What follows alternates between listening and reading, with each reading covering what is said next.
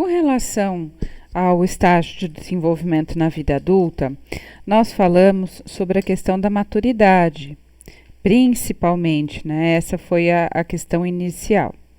Então, vamos seguir aqui nos slides. Primeiro, definimos que a maturidade sexual era diferente da maturidade psicológica.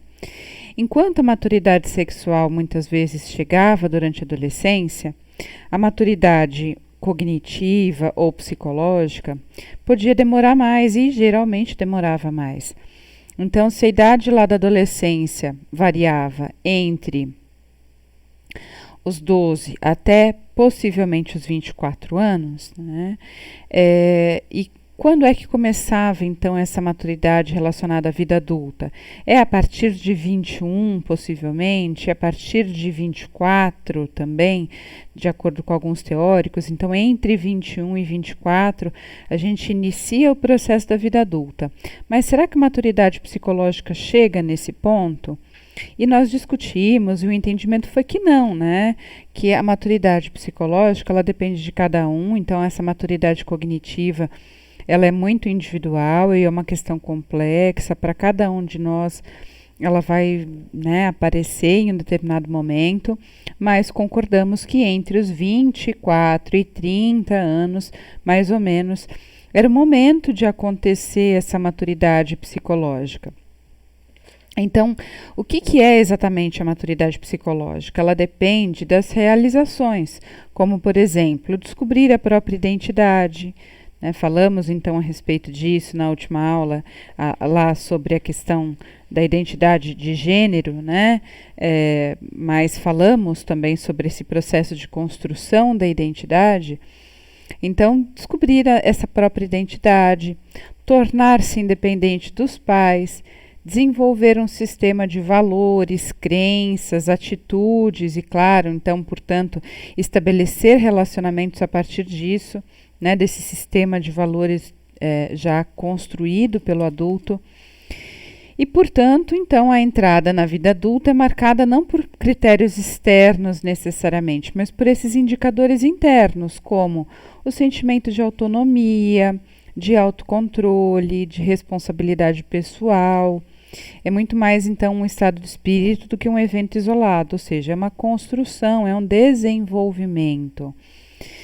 E, desse ponto de vista, né, as pessoas jamais se tornam adultas, independente dessa idade cronológica, porque a gente continua a desenvolver-se, lembrando, então, lá os critérios de evolução do Erikson, que também falamos bastante a respeito, que é essa continuidade, né, do nosso desenvolvimento.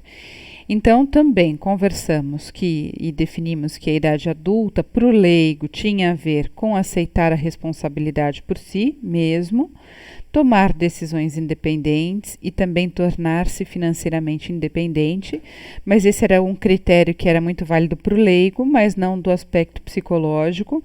Ou seja, embora uma pessoa possa fazer tudo isso, por exemplo, aceitar a responsabilidade por si mesma, tomar decisões independentes e ser financeiramente independente, pode ser que ela não tenha amadurecido, né, que ela não tenha maturidade cognitiva, e ao mesmo tempo a gente pode ter uma pessoa que já aceitou essas responsabilidades por si mesma, mas ainda não consegue tomar decisões independentes ou ainda é financeiramente dependente e que pode ser madura, né, cognitivamente falando, né, ter já parte desse desenvolvimento cognitivo alcançado num nível que se esperava para o adulto.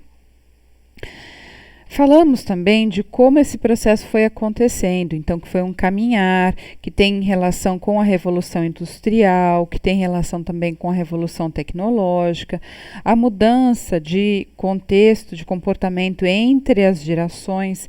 Falamos sobre isso, então já tínhamos entendido um pouco que a geração Baby Boomer, e a Z, a X, né, a Z, tem comportamentos diferentes relacionados à vida adulta, porque o mundo mudou, o contexto é outro, e não é que as questões biológicas sejam diferentes, não, mas o que acontece socialmente, culturalmente, historicamente, acaba por interferir nesse processo. Então, tivemos as mulheres saindo de casa, indo trabalhar, buscando questões relacionadas ao estudo, lutando, e a gente luta até hoje, né, por igualdade.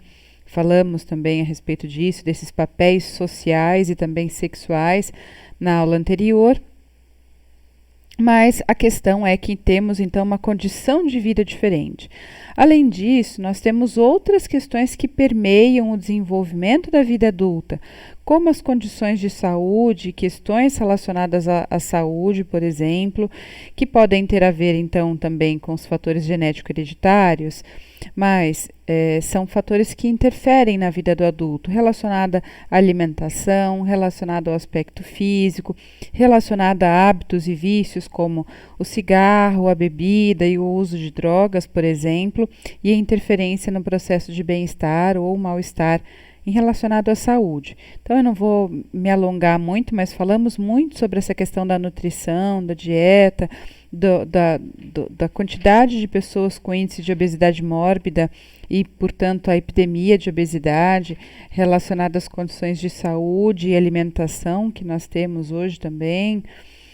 Transtornos alimentares, então bulimia, anorexia, são transtornos que podem aparecer, comuns, né, no adulto jovem, podem aparecer na adolescência e permanecer presente durante a vida do adulto jovem. Questões relacionadas à atividade física e todos os benefícios que podemos coletar, né, manter por conta da manutenção do peso corporal num nível desejado. E a facilidade em relação à atividade física e todos os benefícios que a atividade física pode promover, né, trazendo muito mais bem-estar, mas também endorfina, serotonina, dopamina, a promoção de hormônios e neurotransmissores relacionados ao bem-estar psicológico também, especialmente para o adulto, né, em todas as faixas etárias, mas especialmente para o adulto. E também sobre o estresse. A vida vai mudando muito, as condições que interferem no processo de vida do homem, da mulher, relacionados ao aumento da ansiedade. Se vocês quiserem uma questão mais aprofundada, vale ir na gravação da aula, né? Aqui a ideia é só fazer um resumo daquilo tudo que a gente tratou. Falamos de questões relacionadas ao sono e a necessidade de ter um sono adequado, o fato da gente produzir o hormônio, alguns hormônios durante o sono, o hormônio do crescimento, né? Falamos também sobre a produção da melatonina, que é o hormônio que começa a ser produzido quando a luz do sol começa a reduzir e, portanto, a necessidade da gente também reduzir o uso de computadores, de celulares, das telas todas, para que a melatonina possa agir trazendo, né, ampliando o sono e fazendo com que a gente descanse também durante o sono melhor, né? Os picos que podem acontecer dos hormônios do sono. Falamos também sobre a questão do tabagismo, a influência relacionada à vida adulta, o uso do álcool, o quanto os fatores relacionados ao alcoolismo podem interferir em aspectos relacionados à saúde do adulto.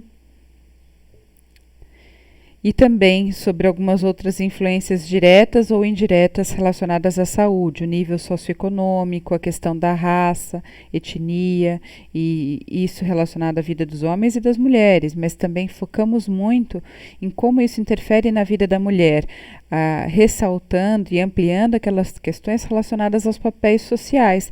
Então, discutimos muito como essas questões relacionadas aos papéis sociais podem ficar ainda mais intensas para a mulher pobre, para a mulher negra. Essa questão foi muito discutida em aula.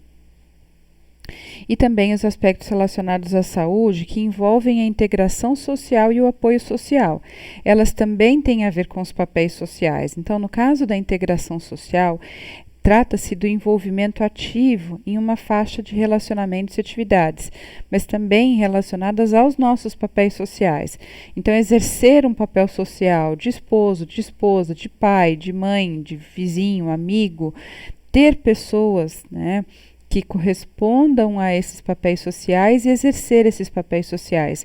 Percebam como ele tem muito a ver, então, com a questão lá que falamos sobre o autoconceito, o que esperam de nós, como devemos nos comportar, a imagem que a gente vai construindo, então, em relação a si mesmo e os conceitos que vamos construindo em relação a si mesmos. E também do apoio social, que é a possibilidade de contarmos com outras pessoas no decorrer da nossa vida.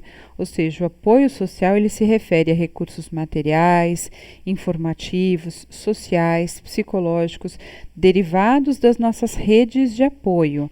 Então, o quanto é importante, especialmente em situações de dificuldade, contarmos com rede social, com apoio social de pessoas que podem contribuir, que podem nos ajudar durante a nossa vida. Então, esses conceitos de integração social e apoio social também são importantes. Acho que desse material aqui podemos encerrar aqui.